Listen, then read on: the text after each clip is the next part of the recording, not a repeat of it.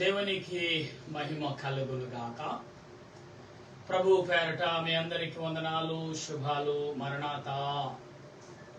బాగున్నారా? మీ అందరూ బాగున్నారని తలంచుచు మన ప్రభువును రక్షకుడైన యేసుక్రీస్తు యొక్క దివ్యమైన నామమున మీ అందరికీ శుభములు తెలియపరుస్తున్నాను. ప్రియులారా, దేవుడు తన క్రియలను ఏ రీతిగా మీకు నాకు అందిస్తున్నాడు అనే విషయం చూస్తే అనేక విషయాల్లో దేవుడు ఆదరణ అందించేవాడుగా మనకున్నాడు. కనుక మనం చాలా జాగ్రత్త కలిగి దేవుని వాక్యమును ధ్యానం చేయాలి. వాక్యము కొరకు ప్రార్థన చేద్దాం. ప్రార్థన. సర్వోన్నతుడా, సర్వాధికారి అయిన దేవా, నీకు వందనాలు, స్తుతులు, స్తోత్రాలు చెల్లిస్తూ సమయంలో నీ నామాన్ని బట్టి ప్రార్థిస్తుండగా నీ సన్నిధి మాకు తోడుగా ఉంచి నీ ఆలోచన క్రియలు మాకు అందించి బలపరచుమని నాయన, నీ బిడ్డల ఎదుట మరొక పర్యాయము నన్ను నిలబెట్టినందుకు వందనాలు. నీ దీన దాసుడు అయిన నన్ను నీ ఆత్మ ద్వారా నింపి బలపరిచి నీ సన్నిధి యొక్క కాపుదలను, ఆలోచన క్రియలను మాకు అందించి బలపరిచిన ప్రభువా, నీకు వందనాలు, స్తోత్రాలు చెల్లిస్తూ ఈ నీ కృపను బట్టి, నీ ప్రేమను బట్టి, నీ ఆలోచన బట్టి మమ్మలను, మా తలంపులను నీ చిత్తము ద్వారా నెరవేర్చి నడిపించండి. దీనదాసుడే నన్ను నీ సిలువ చాటున మరుగుపరిచి తండ్రి, ఎందుకంటే ప్రభా, నేను మాట్లాడితే ఎవరికి అర్థం కాదు, ఎవరు వినరు, ఎవరు అర్థం చేసుకోరు. కనుక నీవే నాలో ఉండి నువ్వు మాట్లాడండి. మీరు మాట్లాడితే అందరూ వింటారు, అర్థం చేసుకుంటారు. వారి హృదయాలు తెరవబడతాయి. వారు నీ వైపు తిరుగుతారు, నీ వద్దకు వస్తారు, నీ మాటలు వింటారు. అటువంటి భాగ్యము ఈ యొక్క సమయంలో నీ బిడ్డలకు దయచేసి నడిపించమని ఆత్మర రక్షణకర్త త్రియక దేవుని నామమును అడుగుచు బ్రతిమాలుచున్నాను మా పరమ తండ్రి, ఆమేన్. మన తండ్రి అయిన దేవుని సహాయము సన్నిధి తోడుగా ఉండి ముందుకు నడిపించును గాక, ఆమేన్. ప్రభునందు ప్రియా దేవుని ప్రియా సంగమా, దేవుని బిడ్డలారా, ఈ ఉదయ కాలంలో దేవుడు నీకు నాకు అందించిన అనేక విషయాలు, అనేక తలంపులు, అనేకమైన ఉద్దేశాలు దేవుడు మనకిస్తూనే ఉన్నాడు. దాన్ని సంపాదించుకుంటూనే ఉన్నాం. అయితే ఇక్కడ మనం కొన్ని విషయాలు గమనించాలి. ఇక్కడ ఎందుకంటే ప్రభు సెలవిచ్చిన ప్రతి మాట ఇక్కడ అనేకమైన విషయాలు మనం గమనించగలిగి ఉండాలి. ఎందుకు అంటే ఆత్మ తలంపులు కలిగి. ఇక్కడ ఏమన్నాడు పౌలు గారు అంటే, మా పితరులు పూర్వకాలం ముందు పరిచారం అంటే మా పితరుల యొక్క పారాచారం కాలం ముందు విశేష ఆసక్తి గలవాడినై నా స్వజాతులీయులు, నా సమాన వయస్కులను అనేకుల కంటే యూదుల మతములో ఆదిత్యను నిందుతని నా నడవడికి గురించి మీరు వింటారు. అంటే నేను యూదుడిని, నేను ఏ మతానికి చెందిన వాడినో, ఏ ప్రాంతానికి చెందిన వాడినో, ఏ గూటుకు చెందిన మీ అందరికీ తెలుసు. అయినప్పటికీ ఇప్పుడు మాత్రం నేను దేనికి సంబంధించిన వాడిని కాదు, క్రీస్తు సంబంధనే అన్నాడు. అయితే 15వ వచనం ఇక్కడ మనం చదువుతున్నాం. గలతీ పత్రిక 1వ అధ్యాయము 14వ వచనం నుండి చదువుతున్నాం. రాత్రి వారు నిన్నటి కాలంలో మనం ఈ మాటలు విన్నాం. ఇప్పుడు 14వ వచనం నుండి మనం చదువుతున్నాం. మొదటి నుండి 14 వచనం నిన్నటి కాలములు విన్నాం. ఇప్పుడు నిన్నటి కాలంలో ప్రభువును అనుసరించుట. ఈరోజు దేవుడు పాఠమును మనకిస్తున్నాడు. దాన్ని బట్టి మనం జ్ఞాపకం చేసుకుందాం. అయినను ఆయన తల్లి గర్భమందు పడిన మొదలుకుని నన్ను ప్రత్యేకపరిచి తన కృప చేత నన్ను పిలిచిన దేవుడు, నేను అన్యజనులలో తన కుమారుని ప్రకటింపవలనని ఆయనను నాయందు ఇక్కడేమన్నాడు, నాయందు ఆయన బయలుపరచబడినప్పుడు. ఇక్కడ అంటున్నాడు ఇంకో వచనము, మనిషి మాత్రముతో నేను సంప్రదింపలేదు, నాకంటే ముందుగా అపోస్తలులైన వారి యొద్దకు యెరూషలేముకైనను వెళ్ళలేదు. కానీ వెంటనే అరేబియా దేశములను వెళ్ళి తిని పిమ్మట దమస్కు పట్టణముకు తిరిగి వచ్చి తిని.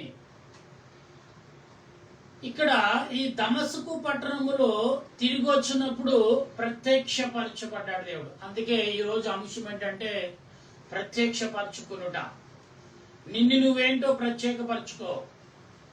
నువ్వేంటో నువ్వు దేవుడు ఆల్రెడీ ప్రత్యక్షపరచబడుతున్నాడు. ప్రత్యేకపరచబడుట అంటే మనము దేవుని యొక్క సన్నిధి మనలో ఉన్నదని, దేవుని ఆత్మ మనలో ఉన్నదని, దేవుని యొక్క కలయిక మనలో ఉన్నదని, దేవుని రూపం మనకు ఉన్నదని ఎప్పుడైతే మనం గ్రహిస్తున్నామో ఖచ్చితంగా అలాగా దీవించబడతాం, అలాగా మాట్లాడగలుగుతాం. నే ప్రియ దేవుని బిడ్డలారా, ఈ ఉదయ కాలములో అనేక తలంపులు మీరు కలిగి ఉండొచ్చు, అనేకమైన విధములుగా మీరు ఉండొచ్చు, అనేకమైన ఆలోచనలతో మీరు జీవించుండొచ్చు. ఈ దినమంతా నడిచుండొచ్చు, ప్రయాణాలు చేయించుండొచ్చు, వ్యాపారములు చేయొచ్చు. కొందరు సంపాదించి కూడా పరిగెడుతున్నారు. కొందరు పేరు కొరకు, కొందరు అధికారం కొరకు, కొందరు ధనము కొరకు, కొందరు స్వార్థము కొరకు, కొందరు అనేక రకాల కక్షలు తీర్చుకోవడం కొరకు పరిగెడుతున్నారు. మన పరుగు దేని కొరకు? మనము ఎవరిని కనిపెడుతున్నాం? ఎవరి కొరకు పరిగెడుతున్నాం? ఎవరి కొరకు పరిగెట్టబోతున్నాం? ఎవరిని ఎదుర్కొనుట అంటే ఎవరిని ఎదుర్కొన్నాడు అంటే ప్రత్యేకపరచుకునుట అంటే ఎవరిని ప్రత్యేకపరచుకున్నాడు పౌలు గారు అంటే క్రీస్తుని ప్రత్యేకపరచుకుంటున్నాడు. ఎలాగంటే ఇక్కడ చదువుతున్నాను. 3 సంవత్సరాలైన తర్వాత కేఫాను పరిచర్యము చేసుకుని వలనని యెరూషలేమునికి వచ్చి అతనితో కూడా 19 దినములు ఉండిని. అతనిని తప్ప అపోస్తలులలో మరి ఎవరిని నేను చూడలేదు గాని ప్రభు యొక్క సహోదరుడైన యాకోబును మాత్రమే చూచితిని. అంటే ఎవరిని చూడలేదు. దేవుని యొక్క ప్రత్యక్షత ఎప్పుడైతే కలిగిందో దేవుడు ఎక్కడికి పంపిస్తే అక్కడికి వెళ్ళాడు పౌలు గారు. నా ప్రియ దేవుని బిడ్డలారా, ఈ లోకంలో ప్రత్యక్షపరచుకునటం చాలా మంది ఎదురు చూస్తున్నారు, చాలా మంది ప్రయత్నం చేస్తారు. ఎందుకంటే వారి టాలెంట్ ని వారు చూపించుకోవటానికి, ఇలాగే దేవుని యొక్క మహిమను మనం చూపించాలంటే ఎలాగా? ఈ లోకంలో టాలెంట్ చూపించుకోవడం అనేకమైన ప్లాట్ఫారంలు ఉన్నాయి. అనేక రకాలుగా మనం దాన్ని వెళ్ళకక్కొచ్చు. కానీ మనకు కూడా అనేక రకాలుగా ప్లాట్ఫారాలు ఉన్నాయి. అనేక రకాలుగా వాక్యం కూడా వెల్లడి చేయొచ్చు. అనేక రకాలుగా లోకములో ఎలాగైతే దేవుని యొక్క సన్నిధిని మనము వెళ్ళకక్కుతున్నామో, వెల్లడి చేస్తున్నామో, అలాగనే దేవుని ఆత్మను కూడా అలాగ ప్రత్యక్షపరచుకోవచ్చు. దేవుని ఆత్మ నువ్వు కలిగి ఉన్నావు, దేవుని ఆత్మ నీలో ఉన్నది అని గ్రహించున్నాడు, ఖచ్చితంగా దేవుని వాక్యానికి లోబడవచ్చు అనేది వాక్యం చెప్తుంది. అయితే ప్రియులరా, మనము గమనించినప్పుడు దేవుని యొక్క సన్నిధిలో అనేకమైన విషయాలు కనుగొన్నప్పుడు ఏ రకమైన ఆలోచన మనకు దక్కుతుంది అంటే 19వ వచనం చదువుతున్నాను, 20వ వచనము. ఇక్కడేమన్నాడు? మీకు రాయించిన ఈ సంగతులను మీరు తెలుసుకోవలసా? దేవుని ఎదుట నేను అబద్ధం ఆడటలేదు. పిమ్మట సిరియా, కిలికియా ప్రాంతములోనికి వచ్చి తిని క్రీస్తునందున్న యోదయ సంఘముల వారికి నా ముఖ పరిచయం లేకుండాను గాని మునుపు మనలను విమర్శించి పెట్టిన వాడు తాను పూర్వమందు పాడు చేయొచ్చు మతమును ప్రకటించుచున్నాడని. ఇక్కడ ఏమంటున్నాడు చూసారా? పౌలు గారు క్రైస్తవ యొక్క మతమును నాశనం చేయటకు కంకణం కట్టుకున్నాడు. ఇప్పుడు ఆ మతమును ప్రకటిస్తున్నాడు, హెచ్చిస్తున్నాడు, ఆయన గురించి చెప్తున్నాడని ప్రజలందరూ కూడా వింటున్నారు, కనుగొంటున్నారు, మాట్లాడుకుంటున్నారని పౌలు గారు చెప్తున్నాడు. అయితే ఇక్కడ ఏమంటున్నాడు? వారు నన్ను బట్టి దేవునిని మహిమపరచని. అంటే ఇక్కడ ఏమన్నాడు పౌలు గారు?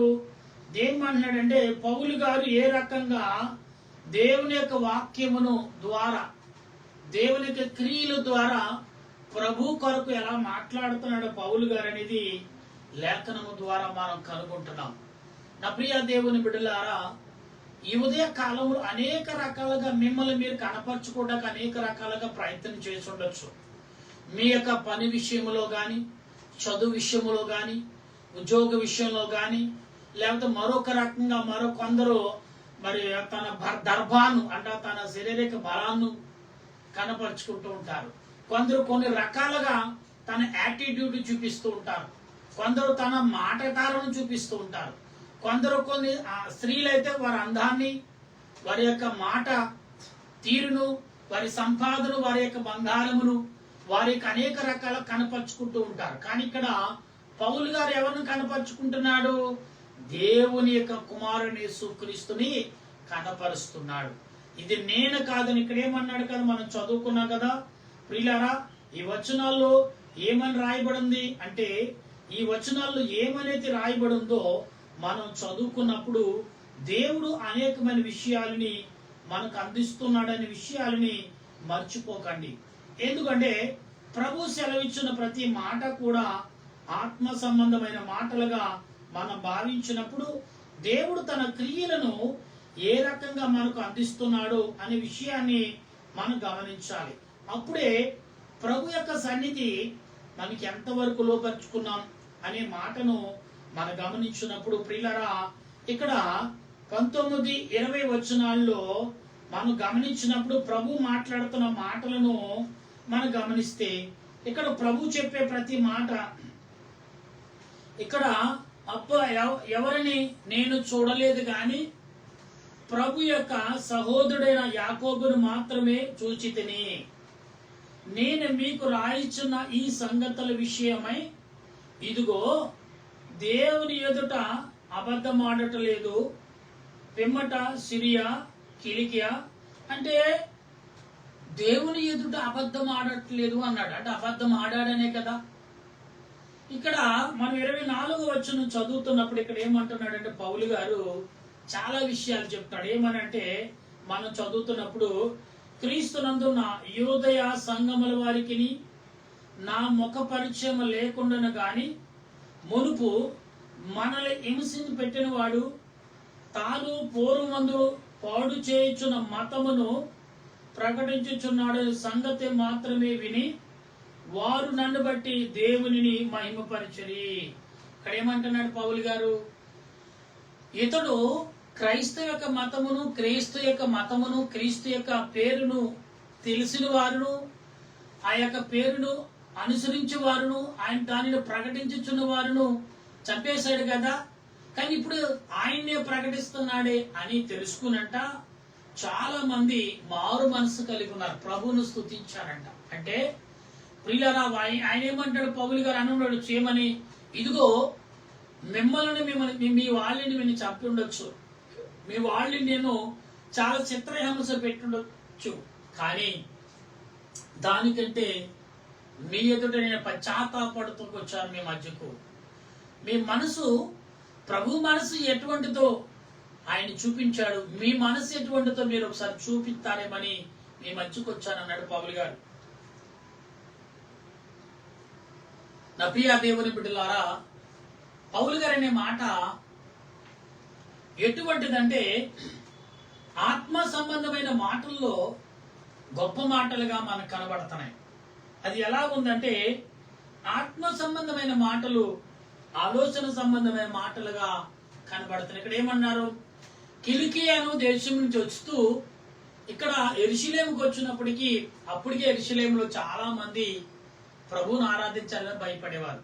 కానీ పౌలు గారు వచ్చిన తర్వాత మరలోసారి భయపడి మరలా వచ్చాడు చంపేస్తాడేమని. కానీ ఇప్పుడు అలా రాలేదు, కత్తులతోనూ ఏమండి ఆ గుదిబండలతోనూ రాలేదు పౌలు గారు. ఎలా సాధువుగా వచ్చాడు.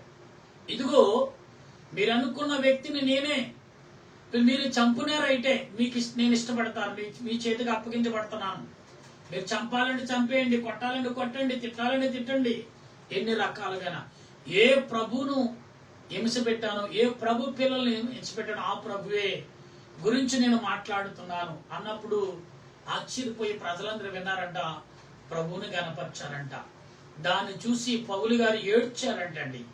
ఎంతగా ఏడ్చారంటే ఈ మాటను బట్టి దావదాసయ్య గారు అన్నారు, విశ్వాసమును కనపరుచుకునే అవకాశం పౌలు గారికి దొరికింది. అందుకే వారి దేశంలో ఆయన ఏడ్చాడు అని చాలా రకాలుగా మాట్లాడసాగారు. అంటే ఎంతమంది ప్రేమను చూసి ఈ ప్రేమను అప్పుట్లోడు పొందుంటే నా ప్రజలు ఎంతమంది ఇంకా బలపడుదురు అని ఏడ్చాడంటండి.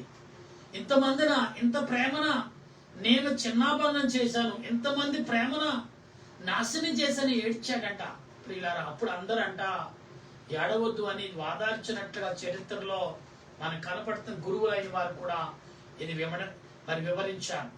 ఎందుకంటే దేవదాసయ్య గారు మాట్లాడిన మాట అప్పుడు పౌలు గారి యొక్క విశ్వాసాన్ని, అయ్యో ఇంత మూర్ఖుడు ఏడుస్తున్నాడే, చంటి పిల్లవాడు వల్ల ఏడ్చాడంట, ఏడుస్తున్నాడే, అంత గొప్ప దేవుడిని చూసుంటాడు, అందుకే కాదు ఇతడు పశ్చాత్తాపడుతున్నాడే, మనమెందుకు వెంబడించకూడదు దేవుడు ఆ ప్రభువుని, మనమెందుకు వెంబడించాడు ఆయన మాటలను లోబర్చుకోకూడదని పౌలు గారి మాటలు వినంటే చాలా మంది ఆ దినాల్లో ప్రభువును స్తుతించారంట. ప్రియులారా, ఈ దినాల్లో అలాంటి కాలం లేదు, కానీ అక్కడక్కడ ఉన్నప్పటికీ రాజకీయంగా లేదా పేరుని సంపాదించుకోటకు నెట్ ద్వారా 10 మందికి కనపడాలని కనపరచు. ప్రియులారా, లోకములో కనబడితే నువ్వు ఆ లోకములో కనపడవు. ఈ లోకములో పేరు సంపాదించుకుంటే ఆ లోకంలో నీ పేరుండదు. ఈ లోకంలో ఘనతను సంపాదించుకుంటే ఆ లోకంలో ఘనత అనేది నీకు ఉండదు.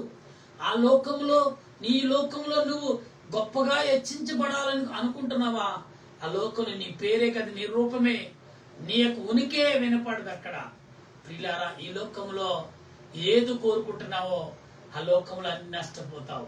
నువ్వు ఎక్కడ ఏం సంపాదించుకుంటున్నావో దేవుడు అన్నాడు, ఇది ఎంతకాల జీవితం, 60 ఏళ్ళ 80 ఏళ్ళ 100 ఏళ్ళు అనుకుందాం, 100 సంవత్సరాలు ఎన్ని రకాలుగా బ్రతుకుతున్నాం, ఎన్నో ఇబ్బందులు దాటుకుంటూ, ఎన్నో ఎత్తు పొలాలు ఎక్కుతూ దిగుతూ పడుతూ లెగుస్తూ మనం సాధించింది ఏముంది? ఏముందంటే పాపమని. చాలా మంది, నేను అన్నను పాపమని, ఎందుకంటే పాపమును కడుక్కుంటూ మార్గం ఇచ్చాడు ప్రభు. పాపము ఏలుబడి చేస్తుందంటే నీవు అవకాశం ఇచ్చాడు కాబట్టి, నువ్వు అవకాశం ఇచ్చావు కాబట్టి అది నిన్ను ఏలుబడి చేస్తుంది. అదే నువ్వు అవకాశం లేదనుకోండి ఏలుబడి చేయలేదు. అందుకే ప్రియులరా, తెల్లటి వస్త్రాలు దేనికి సాదృశ్యం? ప్రశాంతానికి సాదృశ్యం, అంటే క్రీస్తుకు సాదృశ్యం, పరలోకము సాదృశ్యం. అక్కడ తెల్లగా ఉంటదంట, ఎక్కడైనా మచ్చైనా డాగైనా కనపడదంట. అంత మనశ్శాంతిగా నువ్వు ఉండాలంటే ఈ లోకంలో అన్నీ ఉంటాయి నీకు, కానీ ప్రశాంతత ఉండదు. చాలా మంది కొన్ని సంవత్సరాలు కష్టపడి పెద్ద ఫోటో కట్టిస్తారు. ఎందుకని? బతుకుండగానే కట్టించుకునే నా పిల్లలు నేను ఎలాగున్నా టీవీ తనం నా యొక్క దర్భా ఎలాగుందో చూస్తారు అని. ప్రియులారా, చూడండి, నువ్వు ఉన్నంతకాలం సంపాదించింది ఏ రకంగా సంపాదించావో కాదు, ప్రేమను పంచుతావా, ప్రేమను నిలుకొల్పవా, అప్పుడు ఆ ప్రేమ నిమిత్తము వారి హృదయాల్లో నీవుంటావు. అదే పౌలు గారు కోరుకున్నారు. ఏమంటే పేరుని కోరుకోలేదు పౌలు గారు. చాలా మంది అన్నారు పౌలు గారిని చూసి, నువ్వు రాజుల కుటుంబంలో పుట్టి ఏంటిది అన్నప్పుడు పౌలు గారు చెప్పారు, మోసే ధర్మశాస్త్రం చెప్పారు, ప్రభు క్రీస్తు యొక్క ధర్మశాస్త్రం కూడా విడమార్చి చెప్పినప్పుడు రాజులతో సహా ఆశ్చర్యపోయారంట. ఎంత నిపుణుడు, ఎంత జ్ఞానమైన వాడు అని పౌలు గారిని హెచ్చిస్తే రాజుతోడేమని భయపడి పౌలు గారిని చంపాలనే బంధుమిత్రులే వాళ్లే ఇలాగంటే. మరి ఎవరైనా చూడండి, అప్పటి వరకు రాజు కుటుంబంలో ఎవడైనా దీన స్థితి కలిగి ఉంటే, ఎవడైనా దరిద్రుడిగా ప్రవర్తిస్తే ఊరుకుంటారా? ఊరుకోరు కదా. మరి మనం చూడండి, సాధుర్ సింగ్ గారు వారి యొక్క కుమారుడు సాధుర్ సింగ్ గారి తల్లిదండ్రులు వారి జాతికి, వారి సిక్కులకు భయపడంట ఈ మారం అంటే అప్పటికే చాలా మందిని సేవకుల్ని పాస్టర్ని కొట్టడం, బైబిల్ కాల్చేయటం అన్నప్పుడు ప్రభు రోజున మాట్లాడినప్పుడంట, అప్పుడు ఇంట్లో చెప్పండి, నేను ప్రభు నాతో మాట్లాడారు, నేను ప్రభువును ప్రకటించడానికి వెళ్ళిపోతున్నాను అన్నప్పుడు చాలా సార్లు చెప్పారట, అరే బాబు నువ్వు పెళ్లి చేసుకోరా, మాకు వారసుడు వస్తాడు, నీ పిల్లలతో ఆడుకోవాలందని పురుషోత్తం చౌదరిగా మన సాధుర్ సింగ్ గారి యొక్క తల్లిదండ్రులు అడిగితే, లేదు నేను బెమ్మసారిగా ఉండిపోవాలనుకున్నాను, ఇలాగే ఉండాలనుకుంటున్నాను, ఒక సాధువుగా ఉండాలనుకుంటున్నాను. మీరు ఎలాగ సాధువుగా ఉండాలనుకున్నారు కదా, అది ప్రభువును ప్రకటించాలని అనుకున్నారా? చెప్తుంటే వినట్లేదంట. ఒక రోజు అనుకున్నారు, సర్లే అబ్బాయి నువ్వు అనుకున్నది వెళ్ళిపోదు గాని అని కుమారులు వాళ్ళ తల్లిదండ్రులు ఏం చేశారంటే సాధుర్ సింగ్ గారికి భోజనం చక్కగా భోజనం చేసి మరి వెళ్ళిపోదు కానీ రాన్ని భోజనం పెట్టి సాగనంపారు. ప్రియుల భోజనం పెట్టినప్పుడు అంటే ప్రియులారా ఆ భోజనంలో తల్లిదండ్రులు విషం కలిపి పెట్టారంట. ప్రియులారా విషం కలిపి ఆ విషం ప్రార్థన చేసి తినేశాడు. తినేసి వెళ్ళిపోతుండు, దారి మధ్యలో పడిపోయాడు. ప్రియులారా కొంచెం దూరం నడవగానే పడిపోయారు. అందరూ చనిపోతాడు అనుకున్నారంట. ప్రియులారా వాంతులు చేసుకున్న తర్వాత హాస్పిటల్కి వెళ్ళినప్పుడు చనిపోయాడు అనుకున్నారంట. లేచి మరలా రోజు లేచి బైబిల్ పట్టుకుని ఆ బ్యాగ్ పట్టుకుని నడిచి వెళ్ళిపోతున్నాడంట. అప్పుడు తల్లిదండ్రులు ఆశ్చర్యపడి ఇదేంటి చచ్చిపోతాడు, విషం కలిపామే, చచ్చిపోతాడు అనుకున్న వాడు లేచి మరలా వెళ్ళిపోతాడంటే ఈనాటి వరకు కూడా సాధుర్ సింగ్ గారు జీవించిన ఆ ఇల్లు ఆయన యొక్క గది కూడా అలాగే కనపడుతుంది. అప్పుడప్పుడు కనపరుస్తున్నారు, చాలా మంది సేవకులు వెళ్తున్నారు. ఎందుకంటే దేవునిని ప్రకటించాలి, ప్రభువును ప్రకటించాలి, కన్నవారిని కూడా విడిచిపెట్టి వారు అంతగా ఆకర్షితులయ్యారంటే ప్రభు వెలుగును చూసి ఆ వెలుగులో నేను ఉండాలి, ఆ వెలుగుతో పాటు నేను ప్రయాణం చేయాలనేది పౌలు గారి ఉద్దేశం. పౌలు గారి ఉద్దేశం ఏంటంటే పౌలు గారు అలా ప్రకటిస్తుంటే వారి యొక్క బంధుమిత్రులు కూడా పౌలు గారిని చంపేటకు కక్ష కట్టారంట. ఎందుకంటే వారి యొక్క రాజుల కుటుంబంలో పుట్టి ఏంటి పని చేస్తున్నాడు, మనం రాజులు గొప్ప స్థాయి రాజ్యారాధన చేసే మనుషుల్లో కదా ఏంటి ఇలాగని అందరూ సహకరించి ప్రియులారా పౌలు గారు అన్నారంట తనకు తానుగా అప్పగించి వీరిని చంపాలనుకుంటున్నారు కదా, రండి నా ప్రయాణం ముగించబడుతుంది అని ఆయనంతటా ఆయన అప్పగించబడ్డాడు పౌలు గారు. ఎందుకంటే పౌలు గారు రాసిన ప్రతి మాట కూడా ఆత్మ సంబంధమైన మాటలు. ఈ యొక్క మంచి మాటలు పరిశుద్ధాత్మ దేవుడు మీకు నాకు మనందరకు అందించినట్లుగా ఆయన కృపలో మనం జీవించినట్లుగా పౌలు గారు చెప్పాలని ఆశపడి మనకు ప్రకటిస్తున్నారు. నా ప్రియ దేవుని బిడ్డలారా, ఈ ఉదయ కాలంలో నుండి ఇప్పుడు వరకు అనేక రకాలుగా మీరు అనేక రకాలు కనపరుచుకున్నారు. కానీ పౌలు గారు ఎలాగ కనపరుచుకున్నాడు చూసావా, మనం కూడా దేవునికి కనపరుచుకోవద్దా, మనము కూడా దేవునికి కనపడొద్దా? ప్రభు అంటాడు, అందుకే ఉదయకాలం ఎక్కువ జావనే యెషయా భక్తుడు అంటాడు, ఎక్కువనే లేచి, దావీదు కూడా అంటాడు ఎక్కువదే లేచి నేను ప్రభు సన్నిధిలో నా ముఖ దర్శనం చేసుకుదును, నా కంఠస్వరం ఆయనకి వినపడేలాగా నేను ప్రార్థన చేదును అన్నాడు. ఎందుకంటే దేవుడు మన ముఖాన్ని మన కంఠస్వరం వినాలనుకుంటున్నాడు అనేది భక్తుల ద్వారా కనబడుతుంది. నా ప్రియ దేవుని బిడ్డలారా, ఈ ఉదయ కాలంలో ఇప్పటి వరకు మీరు చేసిన ప్రార్థనలు, ప్రయాణములు, ఉద్యోగ రీతులు, వ్యాపార రీతులు అనేక రకాలుగా కనపరుచుకోవాలని ప్రయత్నం చేసి అలసిపోయారేమో. దేవుడు ఏదో ఒక రోజున మిమ్మల్ని ఖచ్చితంగా ఆయన బిడ్డలుగా కనపరుచుకుంటాడు. అటువంటి ఆదరణ పరిశుద్ధాత్మ దేవుడు మనందరికి అందించును గాక. ఆమేన్. ప్రార్థన చేసుకుందాం. ప్రేమగల మా ప్రభువా, నీకు వందనాలు, స్తోత్రాలు చెల్లిస్తూ ఈ సమయంలో ప్రార్థన చేయుచుండగా నీ ఆత్మ నడిపింపు, నీ సన్నిధి కాపుదల నాకు మాకు అందించి బలపరచు నడిపించిన తండ్రి నీకు స్తోత్రాలు. ఈ సాయంకాల సమయంలో ప్రార్థిస్తుండగా నీ ఆత్మ నడిపింపు, నీ సన్నిధి కాపుదల మాకును నాకును మా అందరకు దయచేయండి. నీ ఆలోచనతో నింపండి, నీ ఆత్మతో నింపండి, నీ ఆలోచన క్రియలతో బలపరచండి ప్రభా. ఓ దేవా, ఓ ప్రభువా, ఓ రక్షక, ఓ తండ్రి నీకు స్తోత్రాలు చెల్లిస్తూ నా దేశముగా ప్రపంచ దేశములో ఉన్న ప్రతి నాయకుడును, ప్రతి అధిపతిని, ప్రతి అధికారిని చేతులుగా అప్పగిస్తున్నాను. మరి ముఖ్యంగా నా దేశంలో ప్రభా ప్రధానులు, రాష్ట్రపతులు, ముఖ్యమంత్రులు, మంత్రులు, మినిస్టర్లు, హోమ్ మినిస్టర్లు, ఇలాగా నేను ఎమ్మెల్యేలు, గ్రామ వాలంటీర్లు, గ్రామంలో పనిచేసే ప్రతి వారిని బట్టి వందనాలు. నా దేశంలో ఉన్న మిలిటరీ వారిని, పోలీస్ శాఖ వారిని బట్టి వందనాలు. అలాగే నాయన డాక్టర్లను బట్టి, నర్సులను బట్టి నీకు స్తోత్రాలు. వారు చేసే వైద్యంలో గొప్పవి ప్రభా, వారికి ఆదరణ దయచేయండి. పారిశుద్ధ వారు నాయన అనేకులు ప్రభా ఈ దేశాన్ని, ఈ గ్రామాలని, పట్టణాలని శుద్ధిపరిచేవారు, వారికి నీ ఆదరణ, నీ కృప దయచేయండి. అలాగే గర్భిణీ స్త్రీలు సులువైన కాన్పు తల్లికి బిడ్డకు క్షేమము దయచేయండి. బాలింతరాలకు తల్లికి బిడ్డకు ఆదరణ కలగచేయండి ప్రభా. నీటి మీద, నేల మీద, గాలి మీద ప్రయాణములు చేయుచున్న వారు, పనులు చేయుచున్న వారు నాయన అనేకులు ప్రభు, వారికి నీ సన్నిధిని కాపుదల దయచేయండి.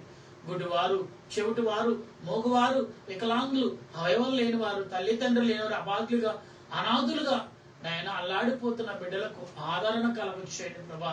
ఈ దినము ఎవరి ఇంట్లో మనశ్శాంతి లేదో, ఎవరింట్లో ప్రశాంతత లేదో, ఎవరింట్లో ఆర్థికంగా అల్లాడిపోతున్నారు, ఎవరింట్లో నేను శోధనతో నేను సతమతమవుతున్న వారందరికీ నీ కాపుదల, నీ రక్షణ చూచే దేవుడు, వినే దేవుడు, మాట్లాడే దేవుడు ప్రభా, మాట్లాడి నీ సహాయం దయచేయమని ప్రాధేయపడుచుండగా, అలాగే ప్రభా ఈ ఉదయ కాలం నుండి ఇంతవరకు ప్రభా అనేక రకాలుగా ఆనందముగా సంతోషంగా గడిపిన వారు, పెళ్లి రోజు, పుట్టినరోజు, షష్ఠి పూర్తి, శుభకార్యములు, అలాగే నూతనంగా గృహంలోకి వెళ్ళిన వారు, నూతనంగా ఉద్యోగాలు జాయిన వారు, నూతనంగా పనులు చేర్చున్న వారు, నూతనంగా తలంచుచున్న వారు, నూతనంగా జీవితాన్ని ప్రారంభించిన వారు నీ ఆత్మ నడిపింపు దయచేయండి.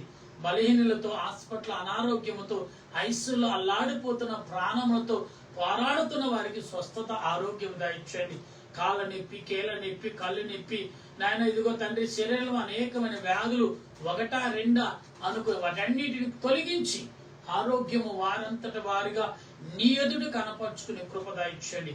ఈ దినము పుట్టిన ప్రతి బిడ్డను ప్రభా, కుమార్తెలు, కుమారులు ప్రభా అందరి మీద నీ ఆత్మను కుమరించండి. ఈ దినం ఎందరైతే ప్రభా నీ పిలుపునందుకు నీ రాజ్యముగా ఆత్మ రూపంలో చేరున్నారు, ఆత్మలు ఈ లోక ప్రజల కొరకు స్తుతించే భాగ్యం దయచేయండి. మా దేశంలో ఉన్న సేవకులు, పరిచారికులు, స్వార్థికులు, ప్రార్థనా పరులు, పండితులు, శాస్త్రులు, ఇలాగ అందరూ అనేక జ్ఞానవంతులు కానీ అనేకులు ఉన్నారు. వారందరికీ నీ ఆత్మ నడిపింపు దయచేసి బలపరచమని మా ప్రభును రక్షకుడైన త్రియేక దేవుని నామములు అడిగి ప్రార్థన చేయుచున్నాను పరమ తండ్రి, ఆమేన్. పరలోక మా పరమ తండ్రి, నీ నామను పరిశుద్ధవచ్చునుగా, నీ రాజ్యం వచ్చునుగా, నీ చిత్తం పరలోకమందు నెరవేరినట్లు భూమి యందు నెరవేరునుగా మహేంద్రుని మాకు దయచే. నా ప్రార్థన చేసిన వారిని క్షమించిన ప్రకారం మా ప్రార్థన క్షమించు. శోధనకి కింద రాజ్యము, శక్తి, మహిమ నిరంతరం తండ్రి, ఆమేన్. ప్రవేశరత్నమే జయము, అపాధికులయం, ప్రవేశరత్నమే జయం, అపాధికులం, సంపూర్ణ విజయం, అపాధికంతక నాశనం. హల్లెలూయా, హల్లెలూయా, స్తోత్రం, స్తోత్రం. ఆమేన్, ఆమేన్, ఆమేన్. మన తండ్రి అయిన దేవుని ప్రేమ, త్రియేక దేవుని కృప, పరిశుద్ధాత్మిక అన్యోక జీవితం ఇప్పుడు ఎల్లప్పుడు సదా తోడుగా ఉండి ఆయన రాకడకు సిద్ధపరచును గాక. ఆమేన్, ఆమేన్, ఆమేన్. మీ అందరికి వందనాలు. మరణాతా.